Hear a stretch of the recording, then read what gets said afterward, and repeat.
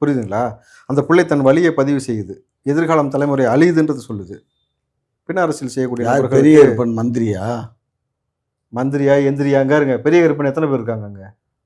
பெரிய கருப்பன் ஒரு அமைச்சர் இருக்காரு, அவர் தான் உட்கார்ந்தார் கூட. இந்த பக்கம் அன்பில் மகேஷ் உட்கார்ந்துருந்தாரு, நடுவில் உதயநிதி உட்கார்ந்தாரு. ஓகேவா?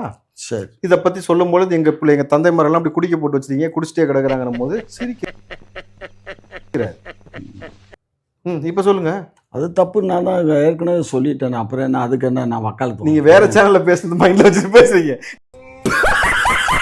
இந்த சேனல்ல பேசுங்க. இந்த சேனல்லையும் தான் அது யாரா இங்க பாரு, அது ஏற்கனவே சொல்லிட்டு வேற சேனல்ல குழந்தைகள் வந்து பாருங்க, ஒரு சொல்லி படிக்காதீங்க, மூளை வேலை செய்யாது. காமெடி கிமெடி பண்ணலையே.